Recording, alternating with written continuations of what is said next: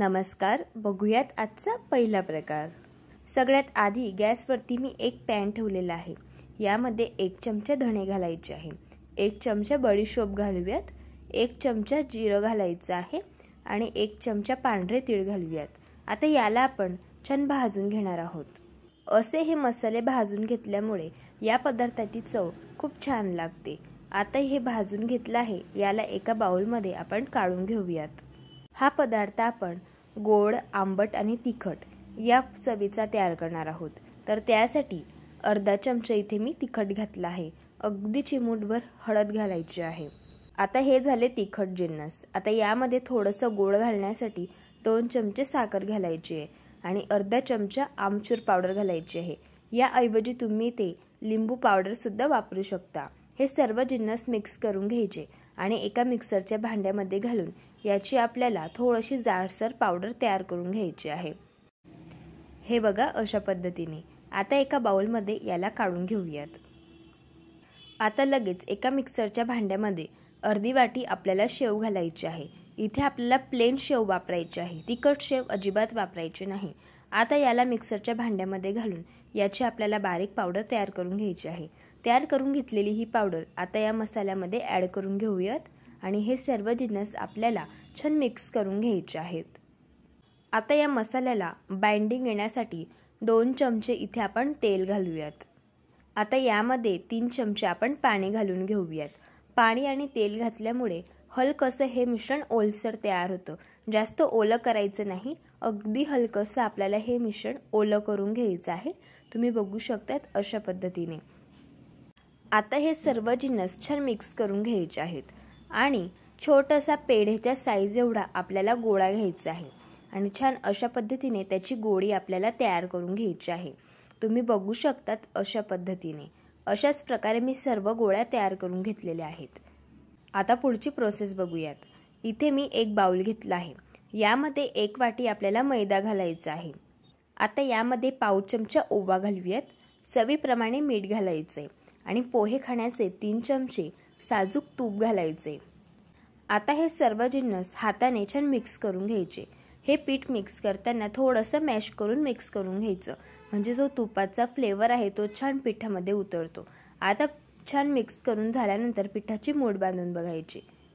अशी मूठ तयार झाली तर समजायचं या पिठामध्ये तुपाचं मोहन अगदी परफेक्ट झालेलं आहे। आता यामध्ये थोडं थोडं पाणी घालून आपल्याला याचा छान गोळा मळून घ्यायचा आहे। हा गोळा मळताना आपल्याला जसं चपातीचं पीठ असतं तशा पद्धतीने आपल्याला हा गोळा मळून घ्यायचा आहे। इथे मी गोळा छान मळून घेतलेला आहे।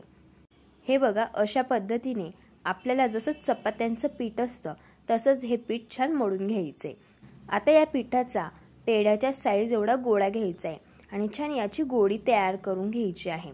हे बघा अशा पद्धतीने आणि बोटांच्या दोघी अंगठ्यांनी आपल्याला याची अशा पद्धतीने वाटीही तयार करून घ्यायची आहे। तुम्ही बघू शकतात अशा प्रकारे। आता ही तयार करून घेतलेली वाटी हातामध्ये अशा पद्धतीने ठेवायची आहे आणि यामध्ये आपल्याला तयार करून घेतलेल्या मसाल्याची गोळी ठेवायची आहे।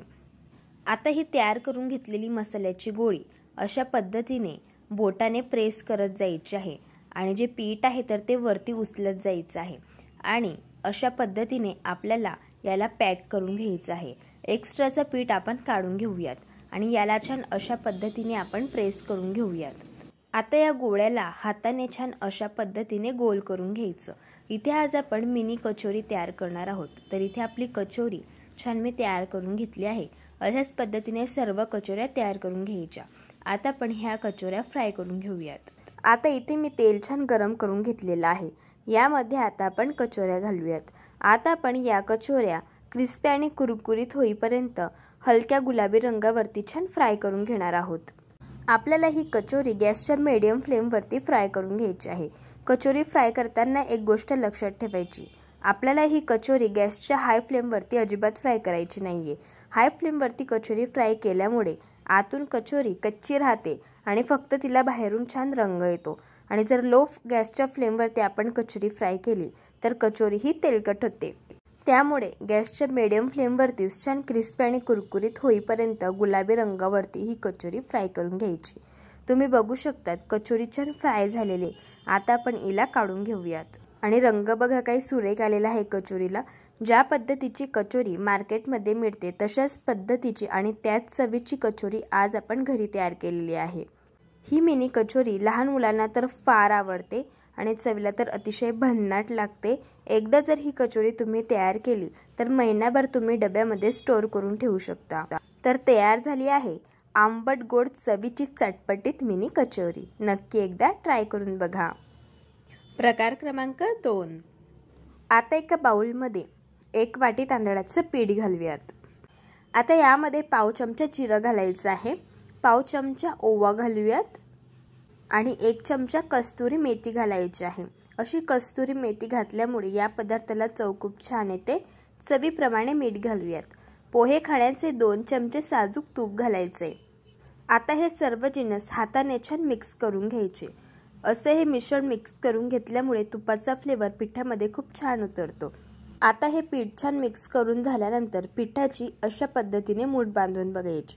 अशी मूठ बांधली गेली तर समजायचं तुपाचं मोहन पिठामध्ये अगदी छान परफेक्ट झालेला आहे। आता थोडं थोडं पाणी घालून याचा आपल्याला गोळा मळून घ्यायचा आहे। हा गोळा मळताना जास्त सैल पण मळायचा नाही आणि जास्त घट्ट पण मळायचा नाही, मध्यम आपल्याला हे पीठ छान मळून घ्यायचे। हे बघा इथे मी पीठ छान मळून घेतलेलं आहे। आता आपल्याला यापासून कुरकुरे तयार करायचे। आपण मार्केटमधून विकत आणतो कुरकुरे, त्यापेक्षा असे घरी तयार करायचे। थोडासा पिठाचा गोळा घ्यायचा आणि हातावरती अशा पद्धतीने गोळी तयार करून घ्यायची आणि अशा पद्धतीने आपल्याला लांबोळ्या शेपचे हे कुरकुरे तयार करून घ्यायचे। इथे कुरकुरा छान तयार करून घेतलाय मी। अशाच पद्धतीने सर्व कुरकुरे तयार करून घेतले आहे। आता तेल छान गरम करून घ्यायचं। यामध्ये हे कुरकुरे आता आपण ॲड करून घेऊयात। कुरकुरे फ्राय करताना एक गोष्ट लक्षात ठेवायची, आपल्याला हे कुरकुरे गॅसच्या मीडियम फ्लेमवरती क्रिस्पी आणि कुरकुरीत होईपर्यंत हलक्या गुलाबी रंगावरती छान फ्राय करून घ्यायचे आहे। मुलांना कुरकुरे खायला खूप आवडतात आणि मुलांना कुरकुरे खायचे असले तर आपण मार्केटमधून विकत आणतो, मग त्यापेक्षा अशा पद्धतीने घरी हे कुरकुरे तयार करून घ्यायचे। एकदा जर तयार करून ठेवले तर महिनाभर डब्यामध्ये तुम्ही स्टोर करून ठेवू शकता। हे बघा इथे मी हे कुरकुरे हलक्या गुलाबी रंगावरती क्रिस्पी आणि कुरकुरीत होईपर्यंत छान फ्राय करून घेतले। आता आपण यांना काढून घेऊयात। तुम्ही बघू शकतात अगदी छान क्रिस्पी आणि कुरकुरीत असे हे कुरकुरे मी फ्राय करून घेतले। आता आपण अशाच पद्धतीने सर्व कुरकुरे फ्राय करून घेऊयात।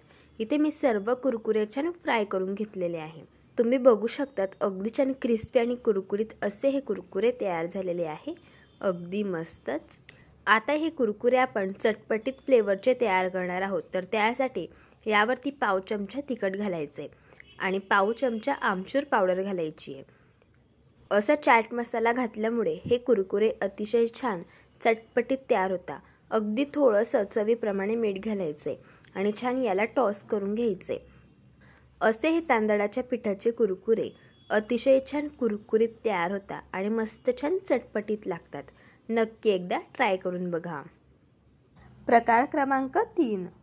आता एका मिक्सरच्या भांड्यामध्ये अर्धी वाटी बारीक कापून घेतलेलं बीट घालायचे।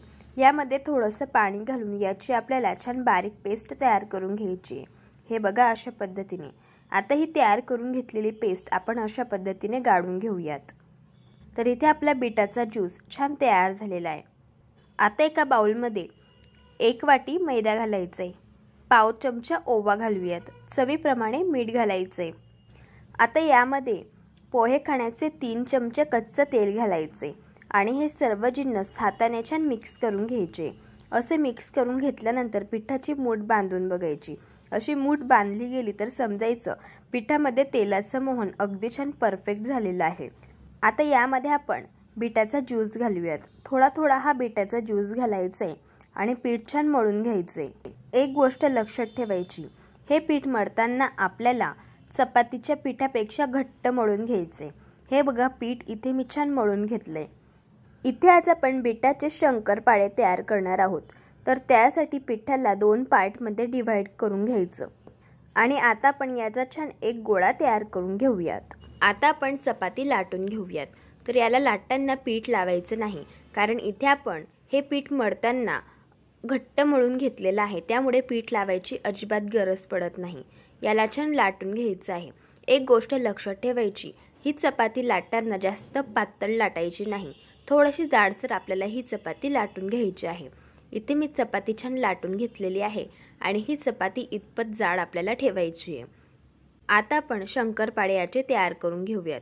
तुम्हाला हवे तसे डायमंड शेपचे किंवा चौकोनी शेपचे तुम्ही हे शंकरपाळे कट करून घेऊ शकता। इथे मी हे शंकरपाळे छान कट करून घेतलेले आहेत। तुम्ही या शंकरपाळ्यांचा रंग बघा, काही सुरेख आलेला आहे, अगदी मस्तच। आता आपण यांना फ्राय करून घेऊयात। इथे मी तेल छान गरम करून घेतलेलं आहे। आता यामध्ये आपल्याला शंकरपाळे घालायचे आहे। शंकरपाळे क्रिस्पी आणि कुरकुरीत होईपर्यंत गॅसच्या मीडियम फ्लेमवरती आपल्याला फ्राय करून घ्यायचे आहे।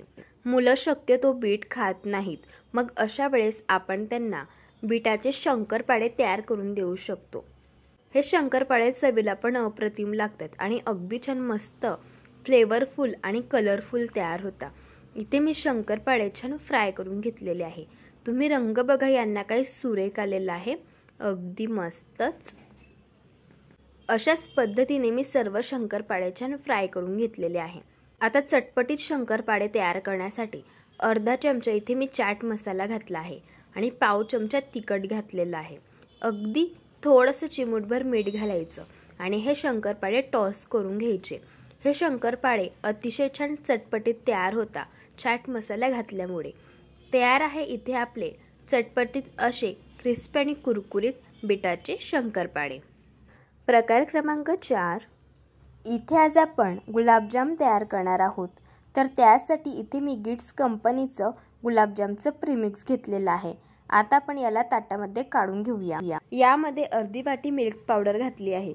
आता हे सर्व जिन्नस हाताने छान मिक्स करून घ्यायचे आहे। गुलाबजामच्या पिठाच्या जर काही गाठी असेल तर त्या सुद्धा हाताने छान फोडून घ्यायच्या आहेत। आता या पिठामध्ये थोडं थोडं दूध घालायचे आणि पीठ छान आपल्याला मळून घ्यायचे। एक गोष्ट लक्षात ठेवायची, हे पीठ मळताना अगदी छान सॉफ्ट मळून घ्यायचं, कारण जसं जसं पीठ भिजलं जातं तसं तसं हे पीठ कोरडं होतं, त्यामुळे अगदी छान सॉफ्ट गोळा मळून घ्यायचा। इथे मी पिठाचा छान सॉफ्ट गोळा मळून घेतलेला आहे।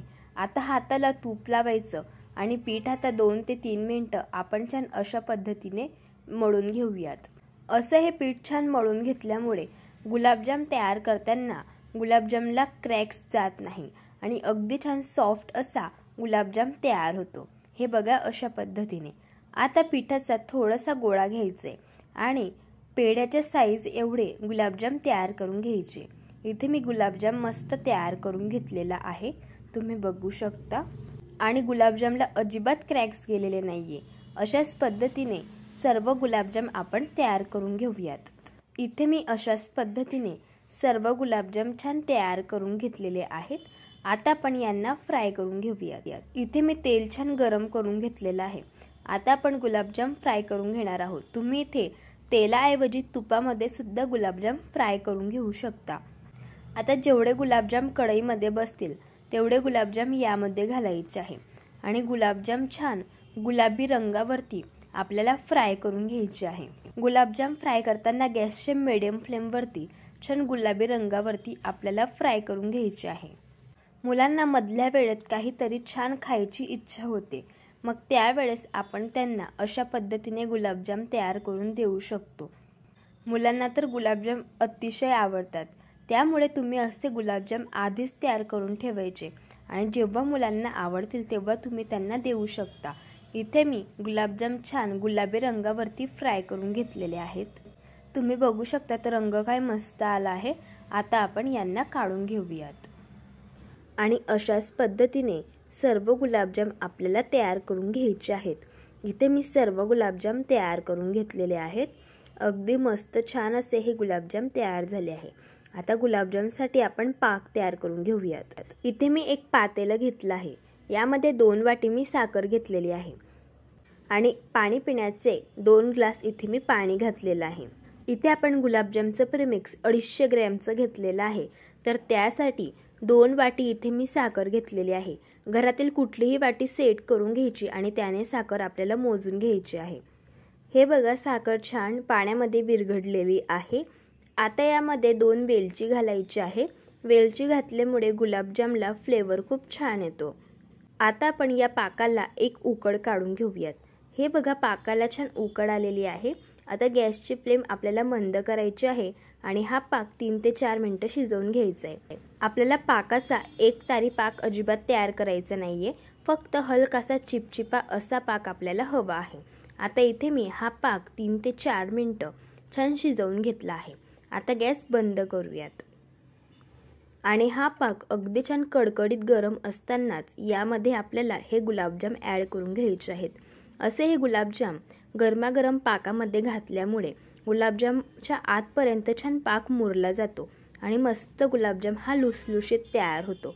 आता यावरती आपण झाकण ठेवूयात आणि 2 तास आपल्याला हे गुलाबजाम छान मुरवून घ्यायचे आहे। इथे 2 तास झालेले आहे आणि गुलाबजाम छान मुरलेले आहे। तुम्ही बघू शकतात एक एक गुलाबजाम मस्त छान टम्म फुगलेला आहे। जर तुम्ही अशा पद्धतीने गुलाबजाम तयार करून ठेवले, मुलं तर एकदम खुश होऊन जातील आणि हे गुलाबजाम मस्त छान रसरशीत आणि लुसलुशीत तयार होतात। तुम्ही बघू शकतात अगदी परफेक्ट। प्रकार क्रमांक 5।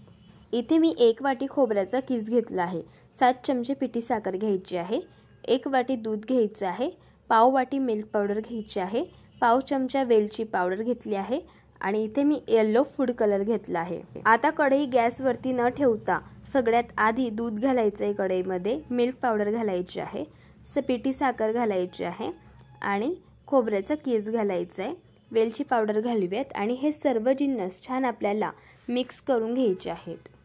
असं हे मिश्रण गॅसवरती न ठेवता आधीच असं मिक्स करून घेतल्यामुळे यामध्ये गाठी होत नाही आणि अगदी छान स्मूथ हे बॅटर तयार होतं। आता छान याला मी मिक्स करून घेतलं आहे। आता आपण ही कढई गॅसवरती ठेवूयात आणि याला छान आपल्याला शिजवून घ्यायचं आहे।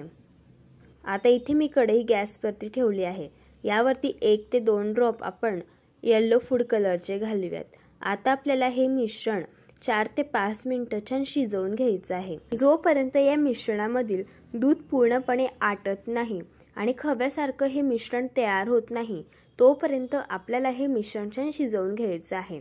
जसं जसं हे मिश्रण शिजलं जातं तसं तसं याचा घट्टसर गोळा तयार व्हायला सुरुवात होते आणि यातील जे दूध आहे ते पूर्णपणे आटलं जातं।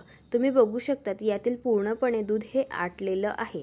आता यामध्ये 1 चमचा साजूक तूप घालायचे आणि याला छान मिक्स करून घ्यायचं आहे। अगदी छान खव्यासारखं हे मिश्रण तयार झालं आहे। आता गॅस बंद करायचा आहे आणि याला एका प्लेटमध्ये थंड होण्यासाठी काढून घ्यायचं आहे।